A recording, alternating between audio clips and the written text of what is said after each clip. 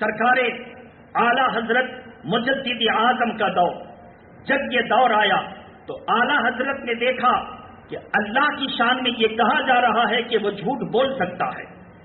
اعلی حضرت نے کتابوں میں پڑھا کہ نبی کی شان میں یہ کہا جا رہا ہے کہ جس کا نام محمد یا علی ہو وہ کسی چیز کا مالک مختار نہیں ہے۔ نبی کی شان میں کہا جا رہا ہے وہ مر کر کے مٹی میں مل گئے، اور دلیل کہاں سے دی جا رہی ہے؟ اللہ کے پیارے نبی صلی اللہ تعالی علیہ وسلم سے کسی نے پوچھا کہ حضور میں آپ پر درود کتنا پڑھوں؟ کہا کہ تم دن کے چوتھائی حصے میں درود پڑھو اور 3 حصہ اور دوسرے مشاغل رکھو۔ کہا کہ حضور اگر اس سے زیادہ کر دوں تو؟ کہا کہ پھر آدھا پڑھو۔ اس سے زیادہ کر دوں تو؟ کہا دین کے 3 حصے تک درود پڑھتے رہو۔ کہا حضور اگر اس سے زیادہ کر دوں یعنی پورا دن درود ہی پڑھتا رہوں ضروری طبعی اور شرعی معاملے کو چھوڑ کر، مثلا نماز، پیشاب پخانا، کھانا وغیرہ، اللہ کے نبی فرماتے ہیں اگر تم نے ایسا کیا تو اللہ تبارک و تعالیٰ تمہیں جنت میں میرا ساتھ عطا فرمائے گا۔ پھر کسی نے دیکھا کہ حضور کو ایک جانور سجدہ کر رہا ہے۔ کہا کہ یا رسول اللہ یہ تو جانور ہے اور میں آدمی، میں زیادہ حق رکھتا ہوں کہ آپ کو سجدہ کروں۔ اللہ کے پیارے نبی نے فرمایا نہیں، اگر سجدہ اللہ کے علاوہ کسی کے لیے جائز ہوتا تو میں ہر عورت کو حکم دیتا کہ وہ اپنے اپنے شوہروں کو سجدہ کریں، لیکن اللہ کے علاوہ کسی کو جائز نہیں ہے۔ اب اتنا کا کہنا تھا، اب اس میں کسی نے یہ اضافہ کر دیا، وہ حدیث نہیں ہے، کیا میرے مرنے کے بعد جب میں مٹی میں مل جاؤں گا تو تم میری قبر کو سجدہ کرو گے؟ وہابیوں نے یہاں سے دلیل پکڑی کہ حضور نے خود کہا ہے کہ میں مر کر مٹی میں ملنے والا ہوں، جبکہ یہ بات غلط ہے۔ حضور کی پوری حدیث کو کھنگال لیجیے، اب تو نیٹ کا زمانہ ہے، سرچنگ آپشن سب میں لگے ہیں، سرچ کیجیے کہ کیا حضور کا یہ قول ہے کہ میں مر کر مٹی میں ملنے والا ہوں۔ حضور کا کہیں بھی ایسا جملہ نہیں، یہ وہابی اپنی طرف سے لگاتے ہیں پھر اس پر جملہ کہتے ہیں۔ جب حضور نے کہا کہ میں مر کر مٹی میں ملنے والا ہوں تو پھر ہم کیوں نہ کہیں اللہ کے پیارے نبی نے ایسا نہیں کہا ہے۔ میرے محترم، اس بات کا اعلان کیا تھا تو سرکار اعلی حضرت فاضل بریلوی نے کہا کہ اے ظالموں، پورے حدیث پاک کو تم اٹھا کر کہیں سے بھی ثبوت لا کر کے دو کہ اللہ کے پیارے نبی نے کہا ہو اپنے بارے میں کہ میں مر کر مٹی میں ملنے والا ہوں۔ تم مر جاؤ گے، مٹی میں مل جاؤ گے، لیکن کبھی یہ حدیث لا کر نہ دے سکو گے۔ یہ جملہ توہین پر مشتمل ہے۔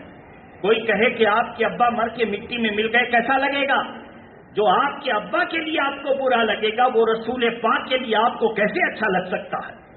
میرے محترم بزرگوں اور دوستو، جبکہ اللہ کے پیارے نبی نے فرمایا سیدنا عمر فاروق اعظم کو تو اس وقت تک مسلمان نہیں ہو سکتا جب تک اپنی جان، اپنی ایمان اور اپنی اولاد سے بھی زیادہ مجھ سے محبت نہ کر لے، اس وقت تک تو مومن نہیں ہو سکتا۔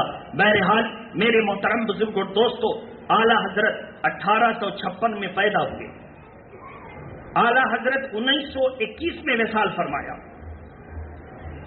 اعلی حضرت فاضل بریلوی جب پیدا ہوئے 13 سال 11 مہینے میں عالم و فاضل بن کر کے بیٹھ گئے۔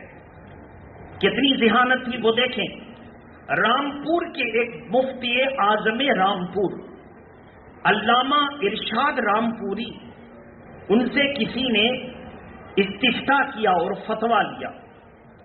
بڑے اللہ والے آدمی، بڑے مخلص، مگر علم ہے۔ انہوں نے بہت محنت سے کئی دن میں فتویٰ لکھا اور لکھ کر اس کے حوالے کیا۔ سائل نے اس فتویٰ کو لیا تو وہ بھی علم والا تھا، اس نے کہا کہ اس کو ذرا بریلی شریف دکھایا جائے، چونکہ بریلی مرکز ہے، اگر مرکز کی سند اس کے صحیح ہونے کی مل جاتی ہے تو ہم ڈنکے کی چوٹ پر پوری دنیا میں دکھا سکتے ہیں۔ عمل کرنے کے لیے، کسی کو ذلیل کرنے کے لیے فتویٰ نہیں نکالا تھا، عمل کرنے کے لیے نکالا تھا، کسی کو ذلیل کرنے کے لیے نہیں۔ بس کیا تھا، بریلی شریف آ کر اس نے ایک سوال لکھا، اس میں علامہ ارشاد رامپوری مفتی اعظم رامپور کا جواب بھی دکھایا اور علامہ نقی علی خان بیٹھے تھے اپنے دفتر میں، ان سے کہا کہ حضرت استفتاء لے کر آیا ہوں، فتوے کی ضرورت ہے، مگر ایک صاحب نے فتویٰ دیا، اس کو بھی نظر ثانی کر دی جائے۔ علامہ نقی علی خان اس وقت کچھ ترتیب دے رہے تھے، کہا اندر چلے جائیے، ایک مفتی صاحب بیٹھے ہیں، ان کو آپ دکھائیے۔ وہ اندر گئے اور پلٹ کر واپس آ گئے۔ کہا حضرت کوئی مفتی صاحب تو نہیں ہے، ایک نوخیز شاہزادے بیٹھے ہوئے ہیں، ایک نوخیز، اب 13 سال جس کی عمر ہو کیسا ہوگا، ایک نوخیز شاہزادے بیٹھے ہوئے ہیں۔ سرکار علامہ نقی علی خان جو حضور اعلیٰ حضرت کے ابا ہیں، انہوں نے کہا کہ وہی مفتی صاحب ہیں، ان سے جائیے۔ یہ فائل اب سوچتے ہیں کہ اتنے بڑے مفتی اعظم ہند، مفتی اعظم رامپور کا یہ فتویٰ، بوڑھے عالم اور نواب رامپور کے چہیتے، اگر فتویٰ غلط ہوا تو نواب تو چھوڑے گا نہیں، یہ بچہ لکھے گا فتویٰ تو کہیں کچھ ہو گیا تو نواب تو چھوڑے گا نہیں، ہم بھی رامپور کے رہنے والے، مشکل پیدا کر دے گا۔ دوسری بات کہ پھر اسلام کے معاملے میں ہم فتنہ پیدا کریں گے، اب کیا کریں؟ کہا کہ جائیے انہی کے پاس۔ ان کو دکھایا گیا۔ امام احمد رضا فاضل بریلوی نے 13 سال 11 مہینے کچھ دن کے درمیان جب یہ فتویٰ کو دیکھا، علامہ ارشاد رامپوری کے فتوے کو دیکھا، سوال و جواب کو پڑھا، پھر انہوں نے ایک فتویٰ ترتیب دیا اور چند منٹوں کے بعد انہوں نے کہا لے جائیے ابا حضور سے مہر لگوا دیجیے۔ اب وہ فتویٰ سوال و جواب مال جواب کر کے باہر آیا، جواب پر جواب، جواب کے ساتھ جواب۔ جب اس طرح جواب در جواب باہر آیا تو پہلے علامہ نقی علی خان نے پڑھا اور پڑھ کر کے آنکھ سے آنسو نکل آئے۔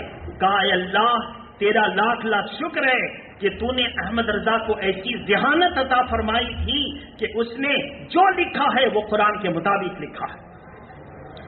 اب یہ اس صاحب کو مہر لگا کر دستخط کر کر کے دے دیا۔ اب وہ دل میں مطمئن نہیں ہے، لیکن مہر لگ گئی ہے، بڑے مفتی کی لے کر جا رہے ہیں، اور جا کر کے جب وہاں نواب رامپور کو دکھایا، نواب رامپور نے علامہ ارشاد مفتی رامپور کو بلایا، حضرت تشریف لائے، ان کو دکھایا گیا یہ آپ کا فتویٰ ہے اور یہ بریلی والے کا فتویٰ ہے۔ دیکھا کہ اس میں شہزادے کا دستخط ہے اور مہر مفتی اعظم نقی علی خان کا ہے، اس وقت کے مفتی اعظم۔ علامہ ارشاد رامپوری بہت مخلص آدمی اور خدا ترس آدمی تھے، انہوں نے ہیکڑی نہیں دکھائی، انہوں نے روتے ہوئے اعلیٰ حضرت کے فتوے کو چوما اور چوم کر کے کہا اصل میں نے جو لکھا ہے یہ صحیح نہیں، جو احمد رضا نے لکھا ہے وہ صحیح ہے۔ کہا کہ حضرت آپ کی اتنی عمر ہے اور آپ فتوے لکھنے میں ماہر ہیں، کہا یہ اللہ کا فضل ہے، جس پر جو معاملہ منکشف فرما دے یہ اللہ کی طرف سے ہوتا ہے۔ میرے جتنی علم تھی معلومات وہ میں نے لکھا، اگر احمد رضا نہ ہوتا تو پوری دنیا اس کو صحیح کہتی۔ کہا حضرت تو ایک بات بتائیے، آپ نے فتویٰ دیا اور اس پر پورے علماء رامپور کے دستخط ہیں، صحیح سہل جواب کی ثواب سب کے دستخط ہیں، تو سارے عالم کیسے دستخط کر رہے ہیں کہ یہ جواب صحیح ہے؟ علامہ ارشاد نے رامپوری نے کہا کہ بات یہ ہے کہ ان لوگوں نے میری حیثیت کو دیکھا اور اس پر جواب لکھ دیا صحیح ہے، ظاہر ہے میں مستند ہوں ان کے نزدیک، لیکن احمد رضا کو جو عقل ملی ہے وہ اللہ کے پیارے نبی کی طرف سے ملی ہے۔ پوری دنیا کی عقل ایک طرف ہے، موجودہ زمانے میں احمد رضا کی عقل ایک طرف ہے۔ کہا کیسے آپ جانتے؟ ابھی تو وہ 13 سال کے ہیں۔ کہا جب وہ 8 سال کے تھے، 9 کی کتاب میں علم النحو پڑھ رہے تھے، اور اس وقت ان کو ربیع الاول شریف کے موقع پر 2 گھنٹہ تقریر کا موقع ملا تھا۔ ربیع النور کے موقع پر 2 گھنٹہ کی تقریر میں اس نے سینکڑوں قرآنی آیات اور ہزاروں احادیث کریمہ سند اور روایات پڑھ کر کے انہوں نے جو بیان دیا ہے، ہم تو کیا جتنے علماء 500 سے بھی زیادہ علماء تھے وہ سب کہہ رہے تھے اللہ کی قسم اگر سرکار غریب نواز کا سچا جانشین کوئی پیدا ہوا ہے تو احمد رضا پیدا ہوا ہے۔